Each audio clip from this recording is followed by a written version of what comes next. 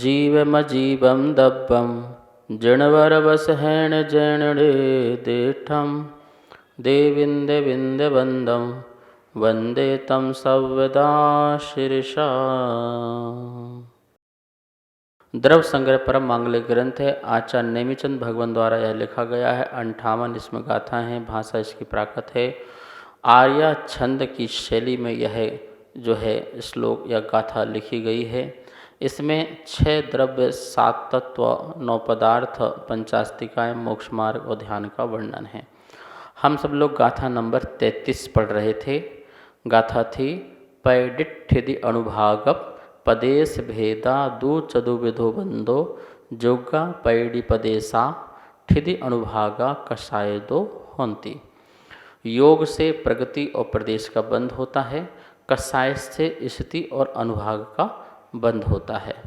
हमने प्रगति, प्रदेश, स्थिति और अनुभाग इसके बारे में भी जाना था कि प्रगति मतलब कर्म का स्वभाव, प्रदेश कितनी संख्या और कितनी मात्रा में कर्म का बंध है वह गणना, स्थिति कितने काल पर्यंत के लिए कर्म का बंधन हुआ है वह स्थिति बंध है, और अनुभाग बंध कितना फल देने की जो शक्ति है वह अनुभाग बंध है। हमें अपना जो पुरुषार्थ करना होता है वो अनुभाग को घटाने के लिए करना होता है। इसलिए धर्म ध्यान बताया गया है, व्यवहार धर्म ध्यान और निश्चय धर्म ध्यान। व्यवहार धर्म ध्यान में हम देव शास्त्र गुरु का अवलंबन लेकर के अपने परिणामों को शुभ रखते हैं, अथवा व्रत महाव्रत आचरण को धारण करके उनका अपनी बुद्धिपूर्वक पालन करते हैं। महाव्रतों के साथ साथ निश्चय धर्म ध्यान भी होता है। जो साधु संत लोग होते हैं वो व्यवहार धर्म के अवलंबन से ही निश्चय धर्म को प्राप्त हो जाते हैं। व्यवहार कारण है, निश्चय धर्म कार्य है। वैसे तो ये भी व्यवहार है कि कारण और कार्य की व्यवस्था नियम से जिस समय निश्चय होता है वो व्यवहार उस समय नहीं होता है, लेकिन जिस समय व्यवहार होता है उस समय निश्चय की भावनाएं भाई जा सकती हैं। भावना भाना अलग बात है और उससे अनुभव करना अलग बात है। शुद्धात्म अनुभूति निश्चय है और शुद्धात्म अनुभूति की भावना भाना मुझे हो ये व्यवहार है। तो हम सब लोग अपने ऐसे परिणामों से अपने अनुभाग को कम करते हैं। जितना व्यक्ति धर्म ध्यान करता है, जप तप में लगा रहता है, साधना आराधना में जुटा रहता है, उसके सारे अनुभाग घटने लगते हैं। और अनुभाग घटने सारे का मतलब है यहाँ पर अशुभ अनुभाग से ही चर्चा लेना, ठीक है ना। अशुभ अनुभाग जो है वो चतुस्थानी से द्विस्थानी हो जाता है। द्विस्थानी चतुस्थानी का मतलब क्या है? मतलब कि एक कर्म की रेंज है, वो रेंज फल देने की जो शक्ति है 1 डिग्री, 2 डिग्री, 3 डिग्री, 4 डिग्री, वो 4 डिग्री का न दे करके उसे 2 डिग्री में कर दे। बहुत सारे सर्वघाती कर्मों को वो देशघाती रूप कर दे, यह अनुभाग है। अनुभाग कम करना तपस्या से, इच्छाओं का निरोध करने से ये अनुभाग आदि कम होते हैं। सम्यक आदि की प्राप्ति होने पर भी बहुत सारे कर्मों के, अशुभ कर्मों की अनुभाग शक्ति भी घटती है, लेकिन रत्नत्रय धारण करने से संपूर्ण अनुभाग घट सकता है, नष्ट को प्राप्त हो सकता है। इसलिए पुरुषार्थपूर्वक हमें जो है इस कार्य में लगना चाहिए।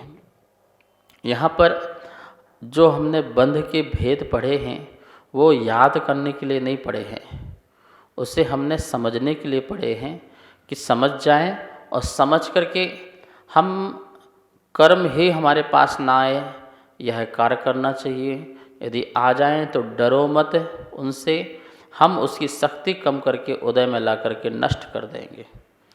हम उतनी तेज़ी से उसको अपने उदय में नहीं आने देंगे। जैसे बहुत कर्ज हो गया हो तो हमें परेशान होने की ज़रूरत नहीं है। हम पुरुषार्थ करके धीरे धीरे उसका चुका देंगे, और एक दिन ऐसा आएगा कि पूरा का पूरा चुका देंगे और हम जो है उससे फारिग हो जाएंगे। ऐसे ही हमें यह कार्य करना है। पहले गुण स्थान से 13वें गुण स्थान तक योग की अपेक्षा है और पहले गुण स्थान से 10वें गुण स्थान तक कषाय की अपेक्षा है। कषाय और योग का संगम जब मिलता है तो यह जो जीव है कर्मों को बंध प्राप्त कर लेता है अपने आत्म प्रदेश में। यहाँ एक बात और साइंटिफिक कही गई थी कि जो कर्म के प्रदेश और आत्मा के प्रदेश जो हैं मिलने के बाद एक में एक हो जाते, एक ही हो जाते हैं ऐसा नहीं कहा है। अन्योन पवेशनम, एक दूसरे में प्रवेश हो जाता है, लेकिन कोई एक दूसरे के गुण धर्म को नष्ट नहीं करता है, ये ध्यान रखना। एक अलग ही जात्यंतर पर्याय उत्पन्न होती है। दो मिलने से एक अलग ही ऐसी पर्याय प्रकट होती है जो हम ये न कह सकते हैं कि आत्मा की ही दशा है और हम ये भी नहीं कह सकते हैं कि ये शरीर की दशा है। दोनों मिलकर के एक नई दशा निकलती है और वही दशा जो है कर्म फल जीव की दशा कहलाती है। और उस हालत, उस दशा में जीव जो है बोराया सा हो जाता है, लंगड़ा लूला सा हो जाता है, विकलांग हो जाता है, अपाहिज हो जाता है, मानो कि उसके हाथ में कुछ भी नहीं है और वह कर्म के बलवान, प्राचीन कर्म के बलवान के कारण वह संसार में जो है भ्रमण करता रहता है, भटकता रहता है। कभी कभार कर्म का जो है उदय कम होता है, गुरु का सानिध्य मिलता है, प्रभु का सानिध्य मिलता है, चेतना जागृत होती है और वह उस कर्म को पछाड़ देता है।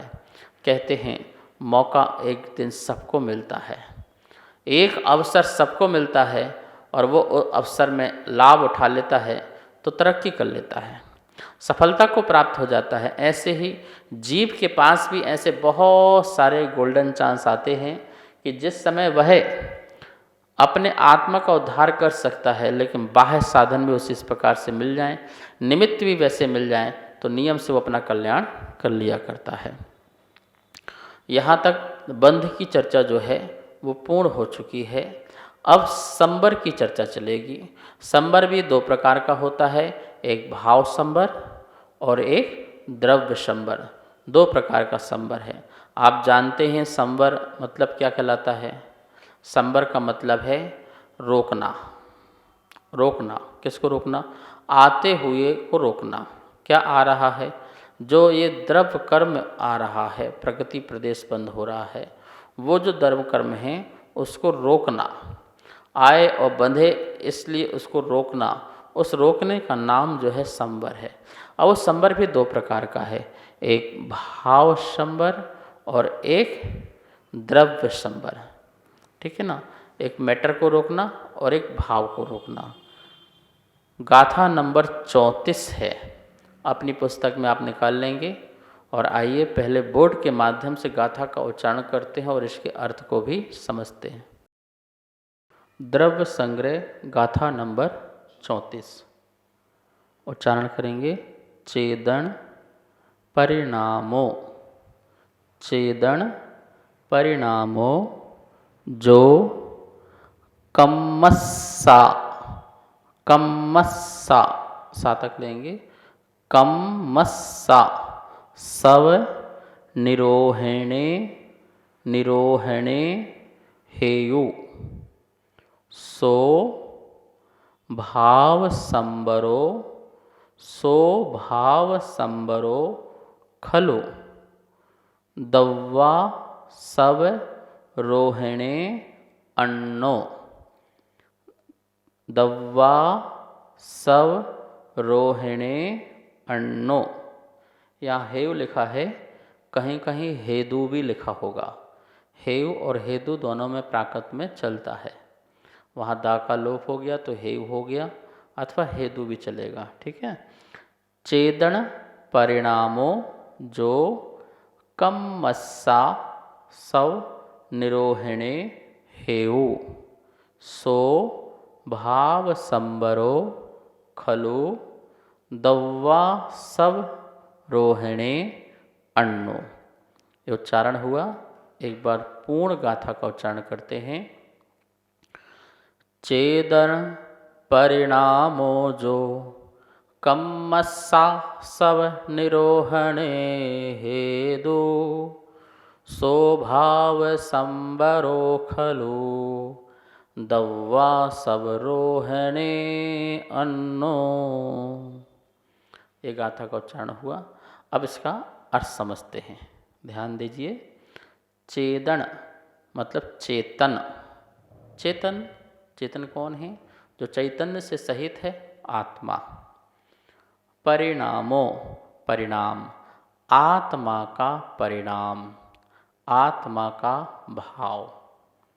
जो जो चेदन परिणामो, जो आत्मा का परिणाम, कम्मस्य, सातक लीजिए, कम्मस्य, ठीक है। कम्मस्य कर्म के, इस षष्ठी का एक वचन, षष्ठी विभक्ति का एक वचन, कम्मस्य। प्राकृत में चतुर्थी और षष्ठी एक सी होती है, उसके जो प्रत्यय हैं वो एक से होते हैं। जैसे अपने यहाँ बाल काय अथवा षष्ठी में बनता है बालस्य, तो यहाँ बनता है बालस्य। वहाँ बालस्य या होता है, यहाँ बालस्य डबल सा हो जाता है। कम्मस्य, जिणस्य, रामस्य, ऐसे बनेगा, ठीक है। तो ये षष्ठी हो गई, षष्ठी के वचन। तो कर्मों के, कर्मों के आसव निरोहणे, इससे संधि निकलेगी आसव। क्या बनेगा? आसव। आसव मतलब आश्रव, निरोहिणे रोकने में, इस सप्तमी का एक वचन है। रोकने में, हेयु हेतु या कारण। जो चेतना का परिणाम कर्म के आश्रव को रोकने में हेतु कारण है, सो वह भाव संबरो, वह सो वह क्या? वह चेतन परिणाम भाव संबर है। वह चेतना का जो परिणाम है, जो कर्म को रोकता है, रोकने में हेतु बनता है, वह परिणाम भाव संबर है। खलु निश्चय से, दव्वा सौ रोहिणे, संधि निकलेगी दव्य प्लस आसव प्लस रोहिणे। द्रव्य कर्म के आश्रव को रोहिणे रोकने में, जो द्रव्य आश्रव है वही उसका रुकना। द्रव्य आश्रव का रुकना मतलब द्रव्य जो कर्म आदि हैं उन कर्म के आश्रव का रुकना। अन्नो दूसरा, अन्न दूसरा कौन सा? भाव संबर पहला हो गया, तो दूसरा कौन सा है? द्रव्य संबर। तो वह अन्नो अर्थात दूसरा द्रव्य संवर है। निश्चय से द्रव्य आश्रव रोहिणे, द्रव्य आश्रव का रोहिणे रुकना, मतलब जो पौदलिक कर्म हैं उनका रुकना। यह अन्नो दूसरा भाव, दूसरा द्रव्य संबर है। इस प्रकार से यहाँ पर भाव संबर, द्रव्य संबर की परिभाषा बताई। गाथा का एक एक शब्द का अन्वय देखें। यहाँ पर अन्वयार्थ, जो चेदन परिणामो, आत्मा का परिणाम, कम्मसा सब निरोहिणे, कर्म के आश्रव के रोकने में, हेतु कारण है, सो वह खलु निश्चय से भाव संबरो भाव संबर है। दव्वा सव रोहिणे द्रव्य आश्रव का रुकना, अन्नो द्रव्य संबर है। यहाँ पर सीधी सी बात है, आश्रव का यदि कोई विरोधी है तो वो संबर है, या यूँ कह सकते हैं संबर का कोई विरोधी है तो वह आश्रव है। आश्रव होगा तो संबर नहीं होगा, और संबर होगा तो आश्रव नहीं होगा। दोनों एक दूसरे के विरोधी हैं, दोनों एक दूसरे के विरोधी हैं, इस बात का ध्यान रखना। यदि आश्रव हो रहा है तो संबर किस बात का, और संबर यदि हो रहा है तो फिर आश्रव किस बात का। तो ये दोनों एक साथ नहीं होते हैं। ये कह रहे हैं कि आश्रव का रुकना ही संबर है। आपने आश्रव कितने भेद किए थे? 2 भेद किए थे, भाव आश्रव और द्रव्य आश्रव। भाव आश्रव के सामने लिख लीजिए भाव संबर, और द्रव्य आश्रव के सामने लिख लीजिए द्रव्य संबर। भाव आश्रव नहीं होने का नाम ही क्या कहलाता है? भाव संबर। और द्रव्य आश्रव का नहीं होने का नाम ही द्रव्य संबर कहलाता है। आप देखिए, समझिए जरा, भाव संबर क्या है? भाव आश्रव का नहीं होने का नाम।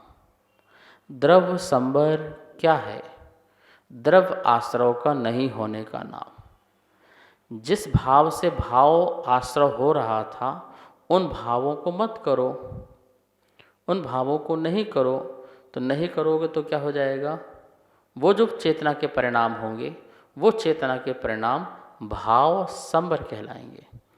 और उस भाव संबर परिणाम से फिर क्या नहीं होगा? द्रव्य आश्रव नहीं होगा। क्योंकि द्रव्य आश्रव नहीं हुआ जिन परिणामों से, तो उससे जो द्रव्य आश्रव नहीं हुआ वो द्रव्य आश्रव ही बन जाएगा, द्रव्य संबर बन जाएगा। कहने का मतलब है द्रव्य आश्रव रोके तो भाव संबर बने, और भाव आश्रव रोके तो भाव संबर बने। यहाँ गाथा में 2 बातें कही गई हैं जैसे हमें समझना है। चेतन परिणामों, चेतना का परिणाम, जो चेतना का परिणाम है उस परिणाम से कम्मा सव निरोहिणे, कर्म के आश्रव को रोकना है। चेतना का ऐसा परिणाम करो, मतलब चेतना का ऐसा सुंदर विकास करो, धर्म से आदि से ऐसा विकास करो कि जिस विकास से जो कर्म का आश्रय होना था, द्रव्य आश्रय होना था, वो ना हो, वो रुक जाए। उस रुकने का नाम ही यहाँ पर जो है निश्चय से खलु, निश्चय से भाव संबर है।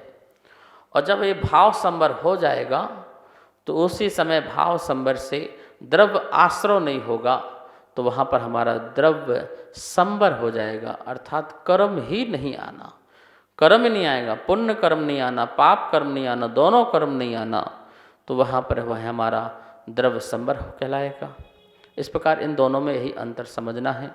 और भी इनकी परिभाषा अच्छे से समझेंगे, इस पर थोड़ा और चिंतन विचार करेंगे। क्या जिस समय आश्रय हो रहा है क्या उस समय संबर भी हो सकता है? कथनचित हो सकता है और होता है। इसकी चर्चा भी अपन कल करेंगे। आइए, समय हुआ, माँ जिनवाणी की स्तुति करते हैं। वाणी के ज्ञान ते सूझे लोकालोक, सो वाणी मस्तक नमो,